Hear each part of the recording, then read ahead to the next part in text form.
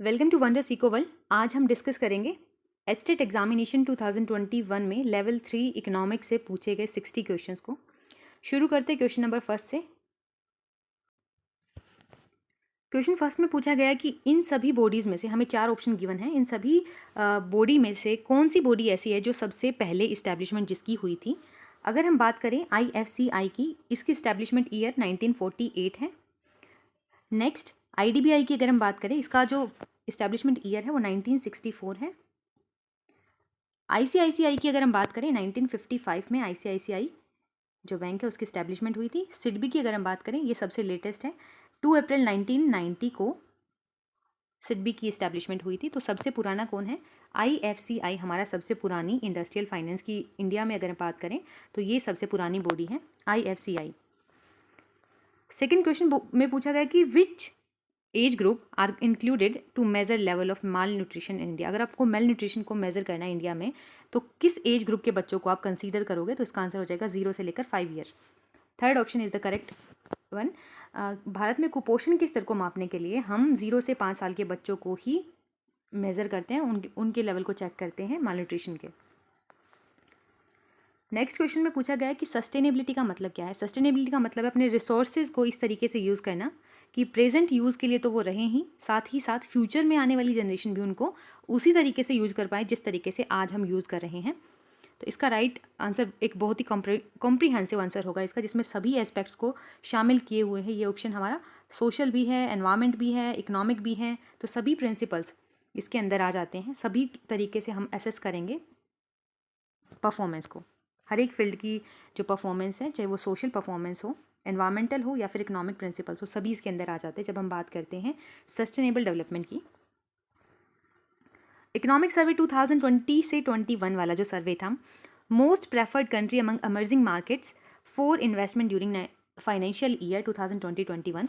तो हमारे 2021 financial year के लिए इन सभी में से कौन सी इकोनॉमी ऐसी थी जो कि बहुत अट्रैक्टिव थी FDI के लिए? तो इंडिया इसका करेक्ट ऑप्शन होगा हमारा। करेक्ट आंसर हमारा भारत होगा कि भारत में सबसे ज़्यादा FDI का फ्लो देखने को मिला था, सबसे अट्रैक्टिव कंट्री थी FDI के लिए।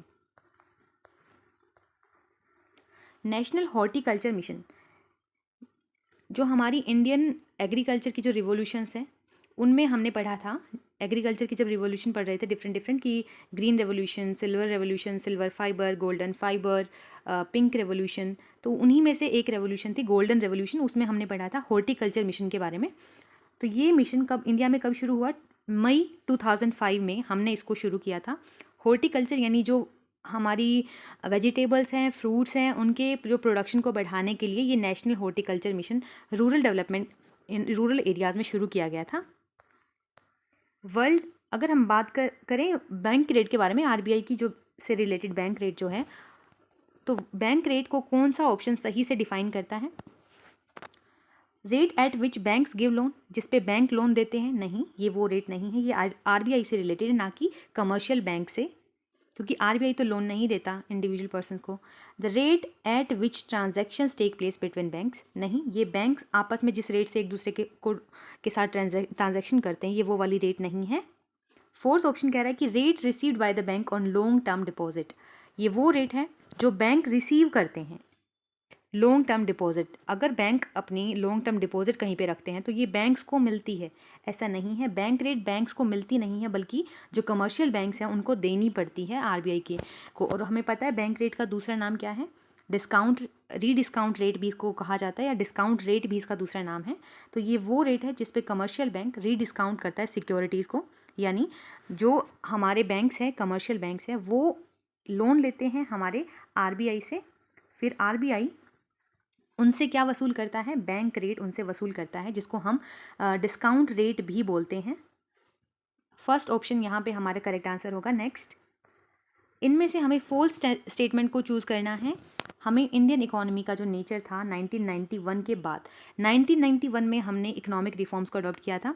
11th क्लास की NCERT जब हम रीड कर रहे थे तब मैंने बताया था कि 1991 से पहले हमारी कंडीशन कैसी थी इकोनॉमी की, और जब हम इंडिपेंडेंट हुए उसके बाद कंडीशन कैसी थी। इकोनॉमिक रिफॉर्म हमने क्यों अडॉप्ट किए, ये सभी रीज़न हम डिस्कस कर चुके हैं। अभी देखते हैं कि फोल स्टेटमेंट क्या है इंडियन कंडीशन है इकोनॉमी की 1991 के बाद वाली, उसके बारे में पूछा गया है। फर्स्ट स्टेटमेंट कह रही है कि जो फॉरेन कैपिटल है उसका देश के अंदर इनफ्लो हुआ था, यानी विदेशी पूंजी का अंतर प्रवाह हुआ था, उसमें बढ़ोतरी हुई थी, बिल्कुल सही है। Increase in the rate of economic growth, हमारी आर्थिक समृद्धि की दर में वृद्धि हुई थी, ये भी सही है। Increase in the volume and rate of export, export भी बढ़ा था हमारा, और एक्सपोर्ट की जो रेट है वो तो बढ़ी थी, और वॉल्यूम यानी कि जो मात्रा है वो भी बढ़ी थी, दोनों ही सही है। अब कह रहे हैं फोर्थ पॉइंट में कि जो आपका एक्सपोर्ट है वो डाइवर्सिफाई नहीं हुआ था, उसमें कमी थी डाइवर्सिफिकेशन में, जबकि ऐसा नहीं था। 1991 में हमने अपनी इकोनॉमी को ओपन कर दिया था, LPG की हमने पॉलिसी अडॉप्ट की थी, लिबरल कर दिया था, सभी रुकावटें रिस्ट्रिक्शंस लगी हुई थी उनको हटा दिया था, प्राइवेटाइजेशन कर दिया था, यानी सरकार का जितना कंट्रोल था उसको हमने कम कर दिया था, ग्लोबलाइज कर दिया था, यानी हम वर्ल्ड इकोनॉमी के साथ कनेक्ट हो गए थे। तो इन सब चीज़ों के चलते हमारा जो एक्सपोर्ट है वो डाइवर्सिफाई हुआ था, डाइवर्सिफिकेशन में कमी नहीं आई थी। डाइवर्सिफाई करने का मतलब है डिफरेंट डिफरेंट थिंग्स, डिफरेंट जो हमारे थिंग्स हैं उनका प्रोडक्शन करके उनको एक्सपोर्ट करना, तो इसमें कमी नहीं आई थी बल्कि इसमें हमारी बढ़ोतरी हुई थी। नेक्स्ट यहाँ इंडेक्स नंबर से क्वेश्चन है, इसमें हमें चेन बेस इंडेक्स है वो कैलकुलेट करना है फॉर द ईयर 2021, यानी 2021 के ईयर को हमें बेस लेकर के चलना है। 21 का हमारा बेस है, उससे ठीक पिछले वाले को 6, इसमें क्या चेन बेस इंडेक्स कैसे निकालते हैं, जिस ईयर का बोला गया है उस ईयर का जो प्राइस दे रखा है ना उसको ऊपर, और नीचे क्या उससे ठीक पिछला साल यानी 2020 इसका प्राइस को नीचे रखते हैं और मल्टीप्लाई में 100 करते हैं। राइट आंसर हमारा क्या होगा 65/60 मल्टीप्लाई बाय 100, फर्स्ट ऑप्शन हमारा यहाँ पे करेक्ट होगा। नेक्स्ट NSSO की स्टैब्लिशमेंट कब हुई थी, इसका करेक्ट आंसर हमारा 1950 होगा। 1950 में NSSO की स्टैब्लिशमेंट होती है। NSSO यानी नेशनल स्टैटिस्टिकल सर्वे ऑर्गेनाइजेशन है, ये ऑफिस जो है सर्वे ऑफिस है। NSSO ये ऑफिस क्या करता है, ये सर्वे कंडक्ट कराता है सोशल और इकोनॉमिक कंडीशन के बेसिस पर, कि जज करने के लिए, जिससे हमारे जो गवर्नमेंट है उसको पॉलिसी मेकिंग में हेल्प होती है इन सर्वे की मदद से। अगर हम बात करें NSO की, तो NSO 2019 में बना था हमारा नेशनल सैम्पल ऑफिस। ये कैसे बना था, CSO यानी जो हमारा सेंट्रल स्टैटिस्टिकल ऑफिस है उसके साथ हमने NSSO को जब मिलाया, इनका मर्जर हुआ इन द ईयर 2019, तब हमारा NSO बना था। तो आज अब प्रेजेंट टाइम में CSO जिसकी स्टैब्लिशमेंट 1951 में हुई थी और NSSO जिसकी स्टैब्लिशमेंट 1950 में हुई थी, इन दोनों का मर्जर होता है 2019 में, फिर NSO बनता है हमारा। इन तीनों के ईयर से रिलेटेड क्वेश्चन बन सकता है नेक्स्ट HTET के पेपर में। Who is credited with implementing the rolling plan in India, basically rolling plan की अगर हम बात करें, जो ये कंसेप्ट है ये दिया था गुरनान मिर्डाल ने, बट भारत में इसकी इम्प्लीमेंटेशन की बात करें तो इसका क्रेडिट दिया जाता है लकड़वाला को, DT लकड़वाला। इसका राइट आंसर हमारा फर्स्ट होगा। Next, what would be the isoquant curve in the case of perfectly complementary factor, जब आपके पास दो फैक्टर हैं, यहाँ पे ये आपका कैपिटल है, यहाँ पे आपका लेबर है एक्स एक्सिस पे, तो ये कह रहे हैं कि जब दोनों फैक्टर आपके कंप्लीमेंट होंगे, ये बिल्कुल आईसी कर्व की तरह ही है, जब दो चीज़ें कंप्लीमेंट होती हैं तो आपका आइसोक्वांट कैसे बनेगा, आपके आइसोक्वांट की शेप ये रहेगी L शेप। तो राइट आंसर हमारा फर्स्ट हो जाएगा L शेप, यानी दोनों को एक फिक्स प्रोपोर्शन में ही आप मांगोगे, ना इधर रहोगे ना इधर रहोगे, दोनों का फिक्स प्रोपोर्शन आप लोगे। अगर इसका 5 ले रहे हो तो इसका भी 5 लोगे, अगर इसका आपने बढ़ा करके 7 कर दिया तो सेकंड गुड का भी आप, या फिर सेकंड फैक्टर को भी आप बढ़ा हुआ ही मांगोगे, क्योंकि दोनों कंप्लीमेंट है। जब एक को बढ़ा रहे हो तो दूसरे की भी हमें उतनी ही ज़रूरत पड़ेगी, किसी एक फैक्टर को आप ज़्यादा डिमांड नहीं कर सकते। तो इसमें हमारा राइट आंसर होगा first. Which index number is called ideal index number, बिल्कुल ईजी सा इसका आंसर होगा हमारा थर्ड, फिशर इंडेक्स नंबर, जो कि हमारा आइडियल इंडेक्स नंबर है, आदर्श है, क्योंकि ये सभी टेस्ट को सेटिस्फाई करता है, टाइम रिवर्सल टेस्ट हो, फैक्टर रिवर्सल टेस्ट हो, सभी टेस्ट को ये सेटिस्फाई करता है। Elasticity of demand for goods on which a very small part of income is spend, ये हमें पता है, हमने 12th क्लास की NCERT में भी पढ़ा था कि ऐसे गुड्स जिनके ऊपर हमारी इनकम का बहुत थोड़ा सा हिस्सा ही खर्च होता है, बिल्कुल छोटा सा अंश हमारा खर्च होता है, उन चीज़ों की हमारे लिए इलास्टिसिटी ऑफ डिमांड कैसी रहती है, बिल्कुल इन इलास्टिक। तो इसका आंसर हमारा क्या हो जाएगा इनइलास्टिक, यानी वो चीज़ें हम लेंगे ही लेंगे, खरीदेंगे ही खरीदेंगे, चाहे वो कितनी भी महंगी हो जाए। जैसे नमक, which cost will always decrease as the production of the farm increases. अब हम यहाँ पे इस क्वेश्चन को अटेम्प्ट करने से पहले हमें डिफरेंट हमारे जो कोस्ट कर्व हैं वो हमारे माइंड में आने चाहिए। सभी कर्व कैसे होते हैं, बढ़ते हुए होते हैं। लास्ट में इस लेवल के बाद यहाँ पे एक प्रोडक्शन, जो भी हमारा लेवल ऑफ प्रोडक्शन है, इस Q1 लेवल के बाद ये जो कोस्ट है हमारी बढ़ती हुई नज़र आती है। चाहे हम बात करें ABC की, या हमारे AC कर्व की, या हमारे MC कर्व की, तो ये सारे कर्व हमें बढ़ते हुए दिखाई देते हैं जैसे जैसे हमारा प्रोडक्शन बढ़ता है। बट अगर हम बात करें अपने एवरेज फिक्स कॉस्ट की, जो कि हमारा रेक्टेंगुलर हाइपरबोला होता है, ना एक्स या वाई एक्सिस को टच करता है, ना ही एक्स एक्सिस को टच करता है, ठीक है। तो ये AFC क्या है, प्रोडक्शन के बढ़ने के साथ साथ ये गिरता हुआ नज़र आता है। प्रोडक्शन इतना था तो ये इतना था, प्रोडक्शन इतना हुआ तो हमारी जो कॉस्ट है और लो लेवल पे आ गई, यहाँ से ये यहाँ पे आ गई। तो धीरे धीरे करके जो ये कॉस्ट है ये गिरती रहती है। सेकंड यहाँ पे हमारा करेक्ट आंसर होगा कि उत्पादन के बढ़ने के साथ साथ कौन सी कॉस्ट लगातार घटती है, तो AFC। Karl Pearson coefficient of correlation independent होता है किससे? इसके ऊपर मैंने एक शॉर्ट भी अपलोड की थी जिसमें हमने क्या पढ़ा था, हमने डिफरेंट स्टैटिस्टिकल मेजर्स देखे थे और हमने देखा था कि क्या वो ओरिजिन से और स्केल से इंडिपेंडेंट है या नहीं है। ओरिजिन की बात करें, ओरिजिन का मतलब होता है जब आप अपनी सभी ऑब्जर्वेशंस में किसी एक पर्टिकुलर नंबर को प्लस कर दो या माइनस कर दो। ऐसा करने से आपका वो जो मेज़र है, जो आपका आंसर निकल के आया था, स्टैंडर्ड डेविएशन का हो, कोरिलेशन का हो, मीन, मीडियन, मोड की वैल्यू हो, क्या वो वैल्यू भी चेंज हुई या नहीं हुई। अगर वो चेंज नहीं होती तो वो इंडिपेंडेंट है ओरिजिन से। स्केल का मतलब अगर आप अपनी सभी ऑब्जर्वेशंस को, जितने भी नंबर आपके पास थे अवेलेबल, उन सभी ऑब्जर्वेशन को किसी एक पर्टिकुलर नंबर से मल्टीप्लाई या फिर डिवाइड करते हो, उसके बाद जो आपका फाइनल आंसर निकला था, मीन, मीडियन, मोड, रेंज, किसी भी स्टैटिस्टिकल मेजर का जो आंसर निकल के आया था, अगर वो चेंज नहीं होता है तो हम कहेंगे ये स्केल से इंडिपेंडेंट है हमारा ये वाला मेज़र। अब देखते हैं, हम बात करते हैं कोफिशिएंट ऑफ कोरिलेशन की, यानी R की बात करेंगे। R हमारा पूछा गया कि R आपका इंडिपेंडेंट होता है या नहीं होता है, ओरिजिन से और स्केल से, दोनों से पूछा गया है। हाँ, तो इसका राइट आंसर क्या होगा, हमारा फोर्थ ऑप्शन इसका करेक्ट होगा कि अगर आप ओरिजिन को बदलोगे तो भी इंडिपेंडेंट होता है, दोनों से ही इंडिपेंडेंट होता है, इंडिपेंडेंट फ्रॉम बोथ, ठीक है। तो अगर आप अपने ओरिजिन को चेंज करोगे, यानी आपकी जितनी भी ऑब्जर्वेशन है उनमें कुछ प्लस माइनस करोगे, या फिर स्केल में चेंज करोगे, उनमें कुछ मल्टीप्लाई या फिर एक ही पर्टिकुलर नंबर से उनको डिवाइड करोगे या मल्टीप्लाई करोगे, तो भी आपका कोरिलेशन जितना पहले था उतना ही बाद में रहने वाला है। तो कोफिशिएंट ऑफ कोरिलेशन में कोई भी चेंज नहीं आएगा, वो इंडिपेंडेंट होता है स्केल में भी और ओरिजिन से भी। Who is the exponent of the permanent income hypothesis. अगर हम परमानेंट इनकम की बात करें, ये इसके प्रोफाउंडर कौन थे, फ्रीडमैन थे, मिल्टन फ्रीडमैन हमारा फोर्थ ऑप्शन राइट आंसर होगा यहाँ पे। When was the first industrial policy implemented India. India में पहली जो पॉलिसी है उसको कब अनाउंस किया गया था। अगर हम फर्स्ट 5 ईयर प्लान्स, जितने भी हमारे 5 ईयर प्लान्स थे उनकी बात करें, या फिर हम इंडस्ट्रियल पॉलिसी की बात करें, फर्स्ट इंडस्ट्रियल पॉलिसी अप्रैल में हुई थी, और जितने भी हमारे 5 ईयर प्लान्स हैं उनकी जो डेट है, स्टार्टिंग डेट, वो अप्रैल से शुरू होती है।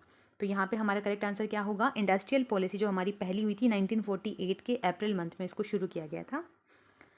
इनमें से कौन सी स्टेट की जो पॉपुलेशन डेंसिटी है वो हाई है। डेंसिटी का मतलब कि एक पर्टिकुलर जो हमारा स्क्वायर मीटर है उस पर कितने लोग रहते हैं, सबसे ज़्यादा लोग कहाँ रहते हैं एक किलोमीटर स्क्वायर एरिया पर। इसका आंसर बिहार होगा, बिहार में सबसे ज़्यादा लोग रहते हैं। पर कैपिटा इनकम की अगर हम बात करें, पर कैपिटा क्या होता है कि एक इंसान के हिस्से में कितना है।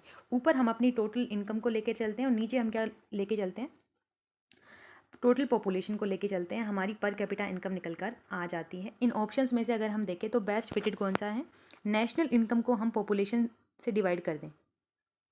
थर्ड हमारा यहाँ पे करेक्ट आंसर होगा। प्रति व्यक्ति आय क्या होगी, जब आप अपनी राष्ट्रीय आय को अपनी जनसंख्या के आकार से डिवाइड कर दोगे तो आपकी पर कैपिटा इनकम प्रति व्यक्ति आय निकल के आ जाएगी। कंजम्पशन प्रोपेंसिटी, अगर कंजम्पशन की प्रोपेंसिटी के बारे में बात की गई, लॉन्ग रन में कैसी होगी आपकी प्रवृत्ति, तो उपभोग की प्रवृत्ति की अगर हम बात करें तो मार्जिनल प्रवृत्ति और औसत, ठीक है, MPC APC, मार्जिनल और एवरेज प्रोपेंसिटी दोनों एक दूसरे के बराबर हो जाएंगी लॉन्ग रन में जाकर के।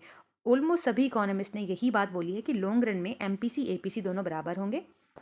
नेक्स्ट, फिस्कल पॉलिसी का टूल इन सभी में से कौन सा नहीं है? टैक्स गवर्नमेंट लगाती है, डेट गवर्नमेंट लेती है, एक्सपेंडिचर गवर्नमेंट करती है, पब्लिक एक्सपेंडिचर। इंटरेस्ट रेट की बात करिए, ये मॉनेटरी पॉलिसी का है, तो राइट आंसर हमारा ब्याज दर हो जाएगा यहाँ से, जो कि हमारी राजकोषीय नीति का उपकरण नहीं है। अब ग्रीन जीडीपी किसको बोलते हैं? ग्रीन जीडीपी का मतलब जीडीपी में आप इंक्लूड करो एनवायरमेंट अकाउंटिंग को भी, यानी पर्यावरणीय लेखा सहित जीडीपी। जब आप एनवायरमेंट की जो चीज़ें हैं, एनवायरमेंट की जो कॉस्ट और बेनिफिट हुआ एनवायरमेंट से, उसको इंक्लूड करके चलते हो जीडीपी में, तो ये आपकी ग्रीन जीडीपी कहलाती है। फोर्थ हमारा राइट ऑप्शन आंसर होगा यहाँ पे, फोर्थ ऑप्शन। यहाँ पे हमें डाटा गिवन है, स्टैंडर्ड डेविएशन निकालने के लिए बोला गया है। इसके लिए हमें स्टैंडर्ड डेविएशन का फॉर्मूला देखना होगा। तो स्टैंडर्ड डेविएशन का हमारा फॉर्मूला क्या होता है? जब हमें सिग्मा एक्स और सिग्मा एक्स स्क्वायर गिवन हो, उस टाइम पे हम स्टैंडर्ड डेविएशन का ये वाला फॉर्मूला लगाएंगे, sigma x square divided by n, minus करेंगे अंडर रूट के अंदर ही है, सिग्मा एक्स अपॉन एन और इसका होल स्क्वायर, ये हमारा फॉर्मूला होगा। अब इसके अंदर अपनी वैल्यूज़ को पुट करके देखते हैं। यहाँ पे ये सिग्मा एक्स स्क्वायर है, सिग्मा एक्स और इसका स्क्वायर। अब हमें ये सारी वैल्यूज़ गिवन है, सिर्फ फॉर्मूले के अंदर हमें पुट करना है। पुट करते हैं वन बाय वन। सबसे पहले अंडर रूट, यहाँ पे सिग्मा एक्स स्क्वायर की वैल्यू हमें 1000 गिवन थी, नीचे हमारा n 10 गिवन है, माइनस करते हैं इसको, 10 से 10 यहाँ पे कैंसिल आउट हो जाएगी, माइनस करते हैं सिग्मा एक्स यानी 80 अपॉन n यानी 10 और इसका होल स्क्वायर, 0 से 0 कैंसिल, 8 का होल स्क्वायर। यहाँ पे हमारा क्या बचा? 100, यहाँ से हमारा 100 बचा और यहाँ से हमारा 8 8 सा 64, तो 100 माइनस 64 ये अंडर द रूट चल रहा है। आंसर आएगा हमारा रूट 36, और रूट 36 किसका होता है? 6 का, 6 6 36 होता है। राइट आंसर हमारा होगा, स्टैंडर्ड डेविएशन कितनी होगी हमारी? 6 होगी। Next, Tata airlines and airline company British India establish, ये कब इस्टेब्लिश हुई थी? 1932 में ये इस्टेब्लिश हुई थी। ये हमारी 11th क्लास की एनसीईआरटी में ये क्वेश्चन पूछा, ये आया था ये पॉइंट कि जो टाटा एयरलाइन है वो कब इस्टेब्लिश हुई थी? 1932 में। ये करंट इकोनॉमी का भी क्वेश्चन है। अभी रिसेंटली टाटा की डेथ हुई थी ना, रतन टाटा की, तो ये वहाँ से क्वेश्चन, इसको करंट भी कंसीडर कर सकते हो, और 11th क्लास की एनसीईआरटी में भी ये मेंशन है।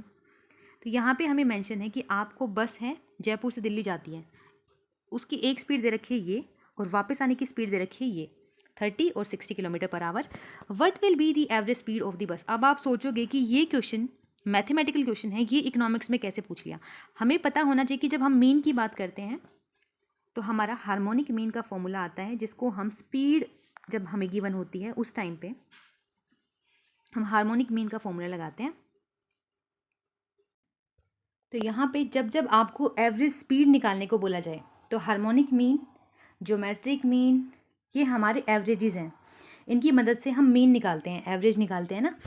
तो हार्मोनिक मीन एवरेज स्पीड के लिए जब निकालनी होती है ना, तो उसके लिए हम हार्मोनिक मीन का फॉर्मूला लगाते हैं। ज्योमेट्रिक मीन जब हमें ना ग्रोथ रेट निकालनी होती है तो जीएम का फॉर्मूला लगाते हैं। यहाँ पे हमें एवरेज स्पीड निकालने को बोला गया है ना, तो हार्मोनिक मीन का फॉर्मूला क्या होता है? Is equal to number of observation कितनी है, नंबर ऑफ स्पीड हमारे पास कितनी गिवन है, नीचे पहली स्पीड x1 प्लस 1 अपॉन दूसरी स्पीड x2। ये फॉर्मूले में वैल्यूज़ पुट करते हैं। हमारे पास दो स्पीड गिवन है, n की वैल्यू हमारी 2 है, x1 हमारी 30 है, x2 हमारी 60 है। पुट करते हैं फॉर्मूले में values. Harmonic mean is equal to, यानी ये आपकी एवरेज स्पीड है, इज इक्वल टू 2 हमारी स्पीड्स गिवन है, पहली हमारी 1/30, सेकेंड स्पीड है हमारी 1/60। एलसीएम यहाँ से हमारा 60 आ जाता है, तो एलसीएम हमारा नीचे 60 है। सिर्फ हम जो हमारा डिनोमिनेटर है उसको सोल्व करते हैं पहले। 60 अगर इधर बात करें तो ये 60/30, यहाँ पे हमारी वैल्यू आ जाएगी 2, प्लस यहाँ पे हमारी वैल्यू आ जाएगी 60/60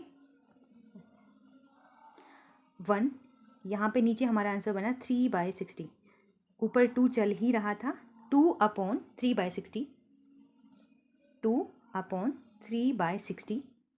अब 2, ये डिवीज़न का जो साइन है इसको हम मल्टीप्लाई में कन्वर्ट करेंगे, जो नीचे हमारी वैल्यू है इसका रेसिप्रोकल हो जाएगा, ये उलट जाएगी, तो आंसर क्या हो जाएगा हमारा 60/3, ये हमारा हो जाएगा 3 2 जा 6, 20 ऊपर आ गया, 20 2 जा ये 40 हमारा फाइनल आंसर होगा। ये हमारी एवरेज स्पीड होगी उस बस की, 40 is the correct answer, formula हमें हार्मोनिक मीन का लगाना है।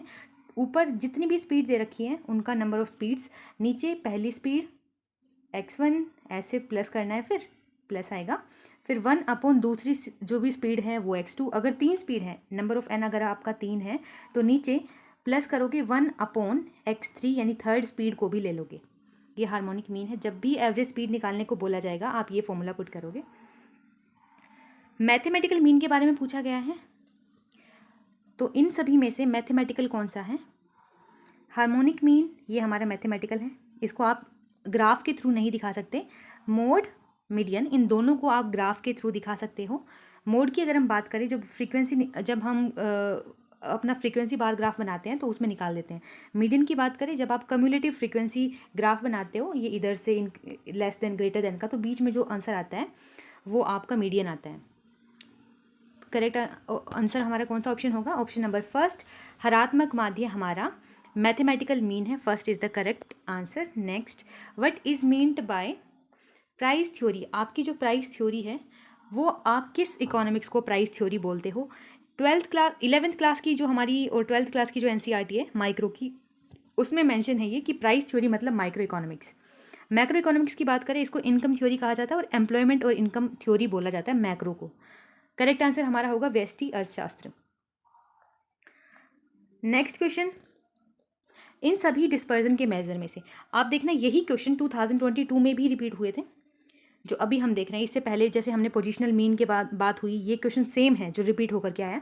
इसके बाद ये वाला क्वेश्चन जो अभी हम देख रहे थे डिस्पर्जन वाला, कि इनमें से कौन सा एक्सट्रीम वैल्यू से अफेक्ट होता है, सबसे ज़्यादा अफेक्ट होता है। पिछली बार ये पूछा था कि एक्सट्रीम वैल्यू से सबसे ज़्यादा कौन सा जो मेजर ऑफ डिस्पर्जन है वो अफेक्ट होता है। उस टाइम पे हमारा आंसर बना था रेंज। अभी पूछा गया कि सबसे कम अफेक्ट कौन होगा, लीस्ट अफेक्ट कौन होगा एक्सट्रीम वैल्यू से। तो एक्सट्रीम वैल्यू क्या होती है? जो हमारी स्टार्टिंग और एंडिंग की जो वैल्यू होती है, यानी सबसे छोटी और सबसे बड़ी वैल्यूज़ जो होती हैं, ये हमारी एक्सट्रीम वैल्यूज़ होती हैं। इनमें जब आप बढ़ाते हो घटाते हो तो इस फ्लक्चुएशन से सबसे कम असर किसके ऊपर पड़ेगा? यानी कोई ऐसा आपको मेजर ढूंढना है जो सिर्फ बीच की वैल्यूज़ को कंसीडर करता है। देखो, जब हम स्टैंडर्ड डेविएशन निकालते हैं हम पूरे नंबर्स को, सभी नंबर्स को लेते हैं। मीन डेविएशन में आप मीन निकालते हो ना, तो मीन के टाइम भी आपको सभी नंबर्स को लेना होता है। क्वार्टाइल अगर हम बात करें रेंज की, तो रेंज भी तो सबसे ज़्यादा अफेक्ट होता है। उसमें शुरू की और एंड की सारी वैल्यूज़, स्टार्टिंग की पहली और लास्ट की जो वैल्यू है उसको हम लेते हैं। क्वार्टाइल डेविएशन की बात करें तो क्वार्टाइल डेविएशन एंडिंग की और स्टार्टिंग की, या फिर मिड का जो मीडियन होता है वो भी क्वार्टाइल डेविएशन के थ्रू हम निकाल लेते हैं मीडियन को। तो क्वार्टाइल डेविएशन कह लो या फिर मीडियन कह लो, ये हमारी कुछ परसेंट या कह लो 25% वैल्यूज़ को ही कंसीडर करता है। तो ये सबसे कम अफेक्ट होता है हमारी एक्सट्रीम वैल्यूज़ से। इसका क्या नाम था? चतुर्थक विचलन। Next, arithmetic mean of a frequency distribution is 5। हमारा मीन दे रखा है 5, ठीक है। अगर आप फ्रीक्वेंसी को इंक्रीज करते हो 5 टाइम्स लिखा गया है, आप फ्रीक्वेंसी को इंक्रीज कर रहे हो, तो इससे पहले वाले प्रीवियस ईयर क्वेश्चन में भी हमने देखा था कि जब आप किसी भी आपके जो भी नंबर ऑफ ऑब्जर्वेशन है, जब आप उसमें कुछ प्लस या माइनस करते हो तो इसको हम बोलते हैं ओरिजिन में चेंज लाना, और मल्टीप्लाई और डिवीज़न करते हो तो इसको बोलते हैं स्केल को बदलना। तो हमारा मीन की अगर हम बात करें तो मीन ना तो ओरिजिन से इंडिपेंडेंट होता है ना ही स्केल से इंडिपेंडेंट होता है। यानी जब कुछ भी आप अपनी सभी ऑब्जर्वेशन में प्लस करोगे या माइनस करोगे तो मीन की वैल्यू में भी आपको वो प्लस और माइनस करना पड़ेगा, वही वैल्यू, सेम वैल्यू को। अगर आप मल्टीप्लाई या डिवाइड करते हो सभी ऑब्जर्वेशंस को एक ही नंबर से, तो आपको अपनी मीन वैल्यू को भी उसी नंबर से मल्टीप्लाई या फिर डिवाइड करना पड़ेगा। तो यहाँ पे बोला गया कि आपने 5 टाइम अपनी सारी जो फ्रीक्वेंसीज हैं उनको बढ़ा दिया, तो अर्थमेटिक मीन के ऊपर क्या असर पड़ेगा? तो ये इंडिपेंडेंट तो नहीं होता, ये सेम तो नहीं रहेगा, इसमें चेंज आएगा। अगर 5 गुना आपने इनको बढ़ाया है तो आपका मीन भी 5 गुना बढ़ जाएगा। करेक्ट आंसर आपका क्या होगा? 25। आपका मीन भी 5 टाइम बढ़ जाएगा।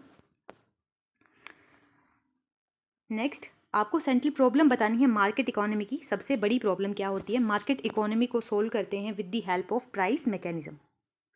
सेंट्रल प्रॉब्लम्स जो हमारी मार्केट इकोनॉमी, ऐसी इकोनॉमी जहाँ पे कंज्यूमर की प्रभुसत्ता होती है, कंज्यूमर अपना ओनर रहता है मार्केट का, और वहाँ पे अगर हम प्राइस की बात करें तो प्राइस मैकेनिज्म के थ्रू हम सभी अपनी सेंट्रल प्रॉब्लम को सोल्व करने की कोशिश करते हैं। ना ही कोई सेंट्रल ऑफिसर होता है, ना ही कोई सोशल मैकेनिज्म होता है, ना ही सेंट्रल बैंक का कोई रोल होता है। करेक्ट आंसर होगा हमारा प्राइस मैकेनिज्म। और कंज्यूमर यहाँ पे क्या होता है, ओनर होता है।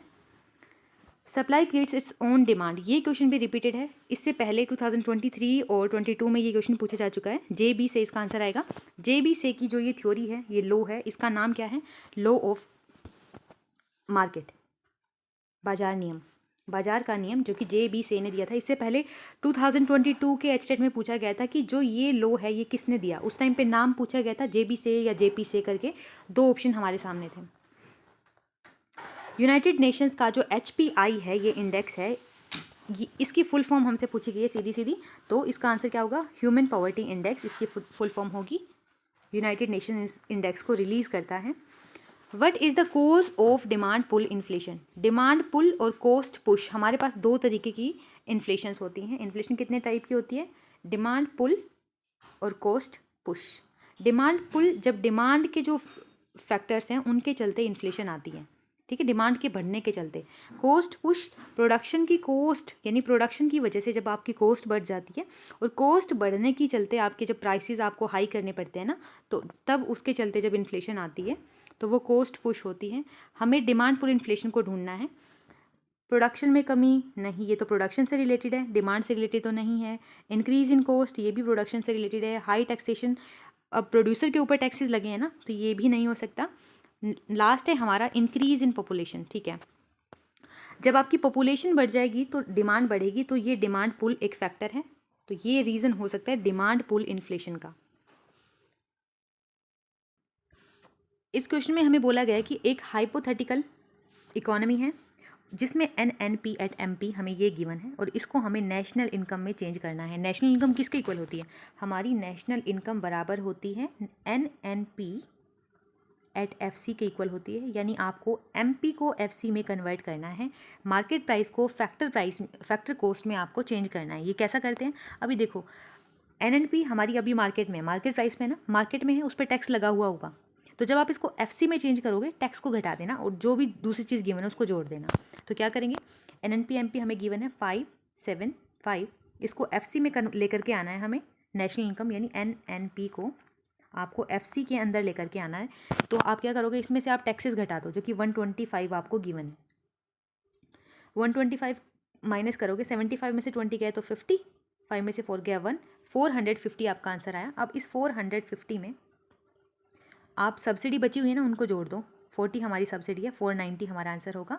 तो NNP@FC की अगर हम बात करें, ये अपना कितना निकल के आ गया, ये हमारा 490 हमारा नेशनल इनकम या फिर NNP@FC निकल कर आ गई है। डी हमारा करेक्ट आंसर होगा यहाँ से। नेक्स्ट, एग्रीकल्चर का क्रॉप ईयर, यानी एग्रीकल्चर का जो फाइनेंशियल ईयर है, क्रॉप ईयर है, उसको पूछी गई है। हमारा राइट आंसर होगा जुलाई से जून। जुलाई से जून हमारा भारत का कृषि फसल वर्ष माना जाता है। जो एग्रीकल्चर की हम इनकम है उसको भी इसी ईयर के बेसिस पर कैलकुलेट करते हैं। Which of the following is not included in national income, में हम क्या इंक्लूड नहीं करेंगे जब भी ट्रांसफ़र इनकम की बात होती है। तो ट्रांसफ़र इनकम हमारी पर्सनल डिस्पोजेबल इनकम में तो आती है, लेकिन हमारी नेशनल इनकम में हम ट्रांसफ़र इनकम को इंक्लूड नहीं करते। हस्तांतरण आय को हम राष्ट्रीय आय के अंदर शामिल नहीं करते हैं। डी हमारा करेक्ट ऑप्शन होगा। नेक्स्ट, अब आप डेफिसिट फाइनेंसिंग करते हो। गवर्नमेंट कब डेफिसिट फाइनेंसिंग करती है, जब गवर्नमेंट का जो एक्सपेंडिचर है वो ग्रेटर रहता है गवर्नमेंट के रेवेन्यू से, गवर्नमेंट की इनकम से। तो जब एक्सपेंडिचर ज़्यादा है तो गवर्नमेंट नोट छापती है और इन नोट्स के थ्रू, इन नोट्स को छाप करके गवर्नमेंट क्या करती है, इकोनॉमी में पैसों को यानी मनी सप्लाई को बढ़ा देती है। मनी की सप्लाई बढ़ने से प्राइसेस बढ़ते हैं। तो जब भी डेफिसिट फाइनेंसिंग का नुकसान पूछा जाए तो आपका क्या होगा, बूस्ट इन्फ्लेशन। जो डेफिसिट फाइनेंसिंग है उसके चलते आपकी इन्फ्लेशन को बूस्ट मिलता है, इन्फ्लेशन बढ़ती है। मुद्रास्फीति को बढ़ावा मिलता है हिनार्थ प्रबंधन के द्वारा। अब इससे पहले भी मल्टीप्लायर का फॉर्मूले के ऊपर बहुत सारे क्वेश्चन 2023 के एचटेट पेपर में भी थे, 22 वाले में भी थे। अब इसमें क्या बोला गया कि हमें रोंग वन है जो उसको फाइंड आउट करना है। इनकम के चेंज होने से इन्वेस्टमेंट के चेंज होने से इनकम में कितना चेंज हुआ, बिल्कुल सही है फर्स्ट ऑप्शन हमारा। ये हमारा मल्टीप्लायर ही बताता है कि इन्वेस्टमेंट के बढ़ने से इनकम कितने गुना अधिक बढ़ी। ये भी हमारा मल्टीप्लायर का फॉर्मूला है, ये भी हमारा मल्टीप्लायर का फॉर्मूला है। जब हमारा ये सही है तो हमारा फोर्थ तो सही हो ही नहीं सकता। 1/MPC हमारा फॉर्मूला नहीं होता है गुणक का। Why is the production possibility curve PPC concave क्यों होता है? ये भी हमने लास्ट ईयर का जो पेपर किया था उसमें हमने मेंशन किया था कि PPC अगर कॉनकेव है इसका मतलब हर बार आप ज़्यादा सेक्रीफाइस, आप ज़्यादा अपॉर्चुनिटी कॉस्ट आपकी बढ़ रही है, हर बार आप ज़्यादा सेक्रीफाइस करते हो। X की एक क्वांटिटी एक्स्ट्रा बनाने के लिए Y की हर बार आप ज़्यादा छोड़ते हो। पहले 5 छोड़ रहे थे, फिर आपने 4 छोड़ी, उसके बाद आपने 1, यानी आप 1 पर आ गए। यानी यहाँ पे आपने कितना सेक्रीफाइस किया? 1 यूनिट का। और यहाँ पे आपने कितना सेक्रीफाइस किया? 3 यूनिट्स का। तो हर बार आपका जो सेक्रीफाइस है एक्स के लिए वाई का, वो बढ़ता जाएगा। तो increasing low of increasing cost है इसका मेन रीज़न PPC के कॉनकेव होने का। What will be the shape of demand curve for substitute goods? अब आपके 2 सब्सटीट्यूट गुड्स हैं, इधर एक्स का प्राइस है और यहाँ वाई है उसकी मात्रा है, ठीक है। जब एक्स का जो प्राइस है वो बढ़ता है, इससे वाई की जो मात्रा है वो बढ़ेगी, समझ रहे हो। एक्स हमारा ये दोनों एक दूसरे की सब्सटीट्यूट गुड हैं। जब इसका प्राइस बढ़ेगा, ये महंगी हो गई, तो वाई हमारी सस्ती हो जाएगी, तो इसके प्राइस के बढ़ने से इसकी मात्रा बढ़ेगी। वहीं बात करें हमारा एक्स जब सस्ता हो जाएगा तो वाई इसके कंपैरिजन में महंगा रहेगा। तो एक्स के सस्ता होने से वाई की मात्रा घट जाएगी। क्यों घटेगी ये मात्रा? क्यों घटी? क्योंकि अब लोगों ने जो एक्स है उसको कंज्यूम करना शुरू कर दिया है वाई के कंपैरिजन में। तो सब्स्टिट्यूट गुड्स के केस में, यानी स्थानापन्न वस्तु जब होती है, प्रतिस्थानापन्न वस्तु के केस में हमारा मांग वक्र, उसकी आकृति होती है धनात्मक ढाल वाली, पॉजिटिव स्लोप्ड। सेकेंड क्वार्टाइल के बारे में पूछा गया है। Second quartile, first quartile 25% data को, सेकेंड क्वार्टाइल यहाँ पे बीच में आएगा 50% डाटा। और हमें पता है किसी भी जो हमारी टोटल डाटा सेट होता है उसको 2 इक्वल पार्ट्स में, यानी हाफ इधर 50% डाटा की स्टडी कौन करता है? मीडियन करता है। तो सेकेंड क्वार्टाइल हमारा मीडियन होता है। Which is not a field of micro economics? इनमें से माइक्रो का फील्ड कौन सा नहीं है? हमें पता है income employment, theory of income employment किसको बोला जाता है? मैक्रो इकोनॉमिक्स को बोला जाता है, theory of income and employment. तो यहीं से हमारा राइट आंसर निकल के आ गया। वहीं बात करें कमोडिटी प्राइसिंग की, फैक्टर प्राइसिंग की, इकोनॉमिक वेलफेयर की, या फिर वेलफेयर इकोनॉमिक्स की, तो ये माइक्रो इकोनॉमिक्स का पार्ट होती है।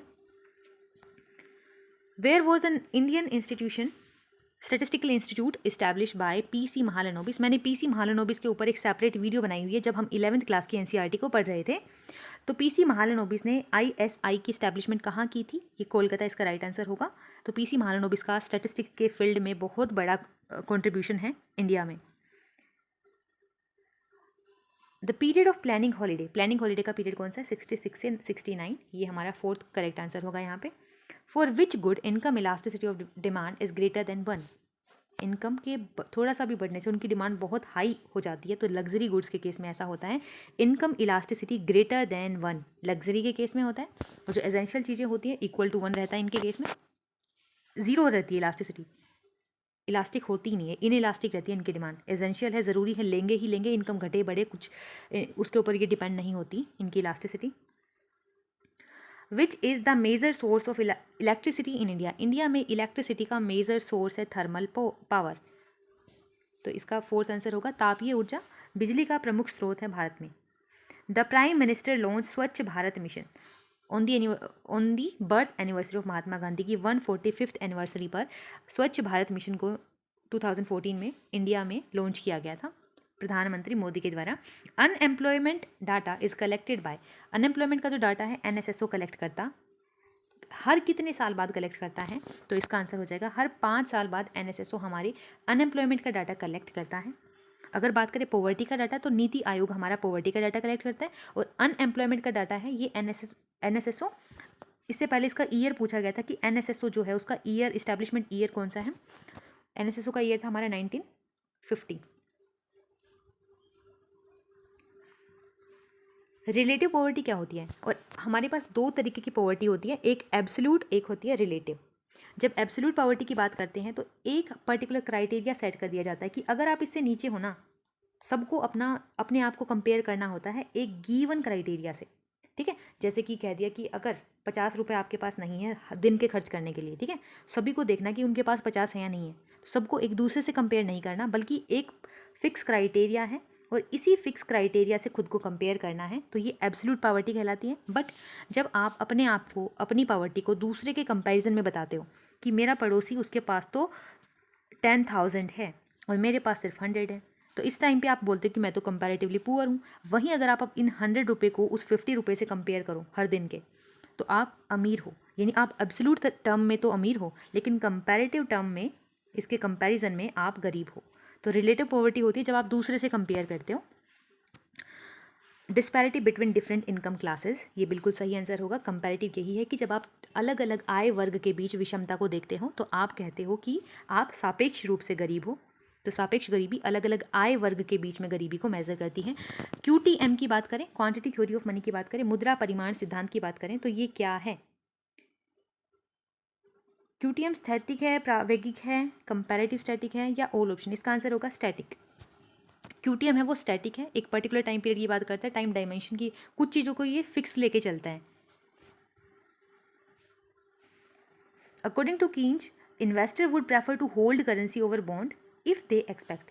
कह रहे हैं कि जो कीन्स है उसके अकॉर्डिंग इन्वेस्टर्स प्रेफर करते हैं करेंसी को होल्ड करना बॉन्ड के कंपैरिजन में। बॉन्ड खरीदना नहीं चाहते, बॉन्ड के कंपैरिजन में वो अपनी करेंसी को होल्ड करके रखना ज़्यादा प्रेफर करते हैं जब वो क्या एक्सपेक्ट कर रहे होते हैं। इसको देखते हैं। सबसे पहले हमें पता होना चाहिए कि जो बॉन्ड का प्राइस है ना, और आप बॉन्ड का जो बॉन्ड के ऊपर मिलने वाला रेट ऑफ इंटरेस्ट है, इन दोनों के बीच का जो रिलेशन होता है वो नेगेटिव होता है। इन दोनों के बीच का रिलेशन क्या होता है? जब ये बढ़ेगा तो ये घटेगा। ठीक है, अभी हम बात करते हैं, आपने लिक्विडिटी प्रेफरेंस कर्व देखा होगा, ये लिक्विडिटी प्रेफरेंस कर्व। जब आपकी रेट ऑफ इंटरेस्ट हाई होती है, यहाँ पे आपकी रेट ऑफ इंटरेस्ट है और यहाँ पे आपकी मनी डिमांड आप कंसीडर कर सकते हो, या मनी डिमांड है ये।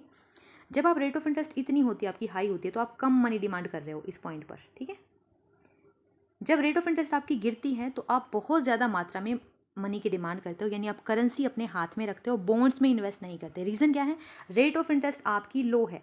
इस लो रेट ऑफ इंटरेस्ट को अगर हमने जो रिलेशन देखा था बॉन्ड प्राइसेस का और इंटरेस्ट का, तो जब आपकी रेट ऑफ जो बॉन्ड है, बॉन्ड के ऊपर जो रेट ऑफ इंटरेस्ट मिल रही है वो आपको लो मिल रही है, इस टाइम पे आपके बॉन्ड्स का जो प्राइस होगा वो बहुत हाई होगा।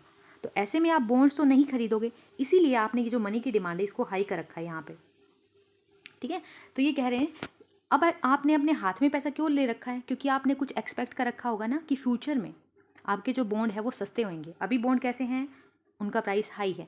फ्यूचर में क्या होने वाला है कि आपने अभी तक अपने हाथ में करेंसी को होल्ड कर रखा है, बॉन्ड में नहीं लगाया, क्योंकि आपको लगता है फ्यूचर में बॉन्ड का प्राइस गिरने वाला है और रेट ऑफ इंटरेस्ट जो कि आपको बॉन्ड पे इन्वेस्ट करके मिलेगी वो हाई होने वाली है। तो फ्यूचर की एक्सपेक्टेशन आपकी क्या है? कि rate of interest will increase. Second हमारा करेक्ट आंसर होगा। ना तो आपको बॉन्ड प्राइसेस राइज होने का वेट है, ना इंटरेस्ट के गिरने का वेट है, ना ही इंटरेस्ट रेट सेम रहेगी ऐसा आपको एक्सपेक्टेशन है। राइट आंसर आपका क्या होगा? कि ब्याज की दर में बढ़ोतरी की आपको संभावना है, इसीलिए आप अपने हाथ में मुद्रा को रखना पसंद कर रहे हो, ना कि उसको बॉन्ड में इन्वेस्ट करना। What is the data of national income in India cold? National income से रिलेटेड डाटा को हम क्या बोलते हैं?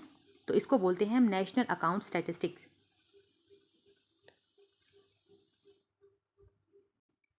अब यहाँ पे एक ये टर्म आई स्टैटिस्टिक्स। एक होता है स्टैटिस्टिक जो कि सिंगुलर फॉर्म है, यानी एक सिंगल डाटा निकाल के देगी, हम एक सिंगल वैल्यू, कोई भी एक सिंगल वैल्यू निकाल के देता है स्टैटिस्टिक। ये एक छोटी नैरो टर्म है हमारी स्टैटिस्टिक। वहीं जब हम बात करते हैं स्टैटिस्टिक्स की, तो स्टैटिस्टिक्स एक ब्रॉडर टर्म है जो हमें हमारे बहुत सारे डाटा को एनालाइज, ऑर्गेनाइज और उसको सिंथेसाइज करके कंपैरेटिव स्टडी करने में हमारी हेल्प करती है। तो ये एक ब्रॉडर टर्म है, ये एक नैरो टर्म है स्टैटिस्टिक।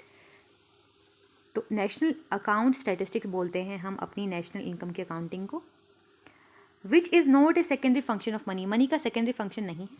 तो जो भी प्राइमरी फंक्शन हो या फिर टर्शरी या फिर थर्ड वाला जो फंक्शन है वो फंक्शन होगा उसको हम बाहर निकाल देंगे। जो आकस्मिक कार्य होगा मुद्रा का उसको बाहर निकाल देंगे। Transfer of value, medium of exchange, हमें पता ही है हमारा प्राइमरी फंक्शन है। तो ये तीनों हमारे सेकेंडरी हुए और ये हमारा प्राइमरी है। जो सेकेंडरी नहीं है तो ये प्राइमरी है, तो ये सेकेंडरी तो नहीं हो सकता। फोर्थ यहाँ पे करेक्ट ऑप्शन होगा कि आपका द्वितीयक कार्य नहीं है मुद्रा का। What was the result of British policy toward Indian Indian industry sector को लेकर के ब्रिटिशर्स की क्या पॉलिसी रही थी? क्या उन्होंने हमारी एग्रीकल्चर को डिक्लाइन कर दिया था? रिजल्ट क्या निकल के आया था हमारी इंडियन इंडस्ट्रीज़ का? जब ब्रिटिश पॉलिसीज़ जो थी हमारी इंडस्ट्रीज़ के लिए, उसका क्या नतीजा निकला? हमारी एग्रीकल्चर में डिक्लाइन आया। ये इंडस्ट्री से एसोसिएटेड पूछा गया है क्वेश्चन कि इंडस्ट्री का के साथ क्या हुआ, तो एग्रीकल्चर वाला ऑप्शन तो करेक्ट नहीं हो सकता। इंडस्ट्रियल डेवलपमेंट बहुत तेज हो गया था भाई, ये तो नहीं हुआ।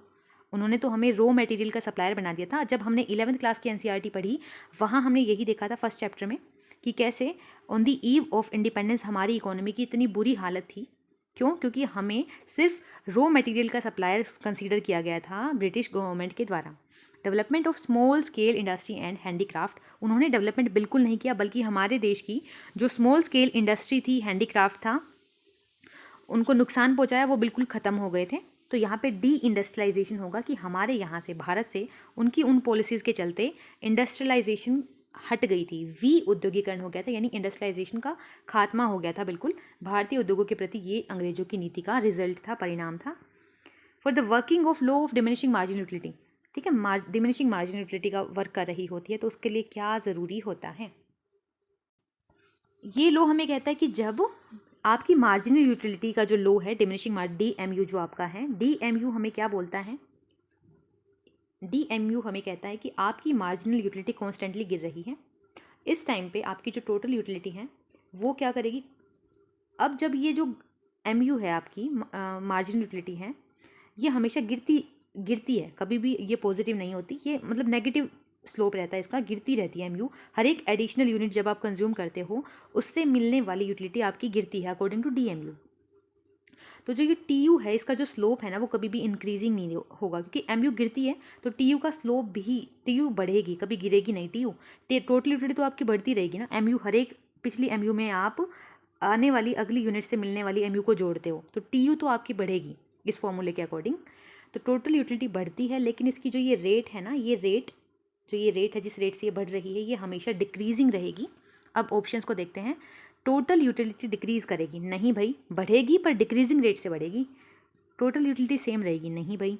टोटल यूटिलिटी ग्रो करेगी इंक्रीजिंग रेट से, नहीं भाई, इंक्रीजिंग रेट से तो नहीं करेगी। टोटल यूटिलिटी बढ़ेगी बट डिक्रीजिंग रेट से, क्योंकि MU हमेशा डिक्रीज करता है। तो फोर्थ ऑप्शन यहाँ पे हमारा करेक्ट होगा कि टोटल जो कुल उपयोगिता है वो घटती है, घटती हुई दर से बढ़ती है, ठीक है।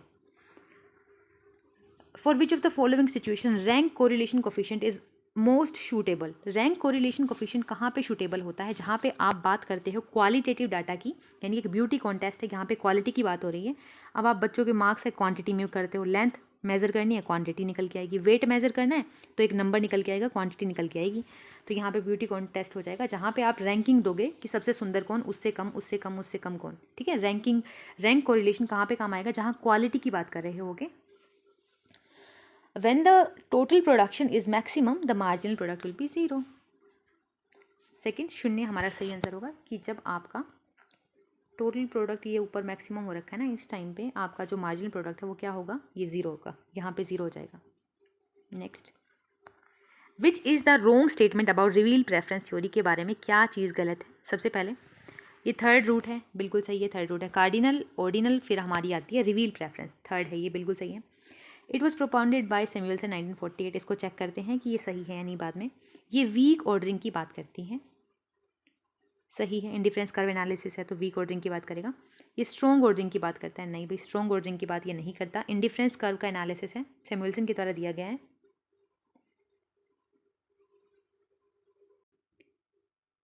सॉरी, इसका आंसर हमारा क्या होगा? स्ट्रॉन्ग ऑर्डरिंग को ये कंसीडर करती है रिवील्ड प्रेफरेंस थ्योरी में। जब कंज्यूमर अपनी प्रेफरेंस को रिवील करता है तो वो स्ट्रॉन्ग ऑर्डर में रिवील करता है हमेशा। अगर उसने ए को प्रेफर कर लिया बी से, तो वो हर सिचुएशन में ए को बेटर कंसीडर करेगा। तो यहाँ पे ऑर्डरिंग स्ट्रॉन्ग होती है रिवील प्रेफरेंस में। वीक ऑर्डरिंग हमारे इंडिफरेंस कर्व के एनालिसिस में होती है। तो हमें रोंग वन छाटना था, तो यहाँ पे थर्ड ऑप्शन हमारा गलत होगा कि आप दुर्बल कर्मता से संबंधित होती है हमारी प्रकट अनुमान का सिद्धांत। थर्ड यहाँ पे इनकरेक्ट हो जाएगा। हमें यहाँ पे ज्योमेट्रिक मीन निकालना है इन डाटा सेट का। हमारे पास 4 नंबर गिवन है। ज्योमेट्रिक मीन का फॉर्मूला क्या होता है? जितने भी नंबर्स हैं, अगर 4 नंबर है तो यहाँ पे 4 आ जाएगा अंडर रूट, फिर अंदर जो भी डाटा उनको मल्टीप्लाई करते हैं हम, 0, 3, 6, ज्योमेट्रिक मीन निकल के आ जाता है। अब अगर किसी भी नंबर को 0 से मल्टीप्लाई करोगे तो ये सारे के सारा 0 हो जाएगा, सब कुछ 0 आएगा, तो आपका ज्योमेट्रिक मीन क्या निकल के आएगा? 0। नेक्स्ट, फर्म का प्लानिंग कर्व किसे कहोगे? फर्म का जो प्लानिंग कर्व होता है उसके लॉन्ग रन का एवरेज कॉस्ट कर्व, जिसको हम लिफाफा कर्व, ठीक है, एनवेलप कर्व भी बोलते हैं, ये किसी भी फर्म का प्लानिंग कर्व कहलाता है, क्योंकि ये लॉन्ग टर्म का विजन दिखा देता है कि आपको कितनी जो कॉस्ट है वो फ्यूचर में होने वाली है, जिसके हिसाब से कोई भी फर्म है वो अपनी प्रेजेंट की प्लानिंग को करती है। तो राइट आंसर हमारा क्या होगा? शॉर्ट रन नहीं, लॉन्ग रन का एवरेज कॉस्ट कर्व, LAC, जो ऐसी इस शेप में होता है जिसमें बहुत सारे छोटे छोटे AC कर्व होते हैं, लिफाफा वक्र हम जिसको बोलते हैं। फोर्थ यहाँ पे हमारा करेक्ट ऑप्शन होगा। हमने पूरा क्वेश्चन पेपर सोल्व कर लिया है। Thanks for watching.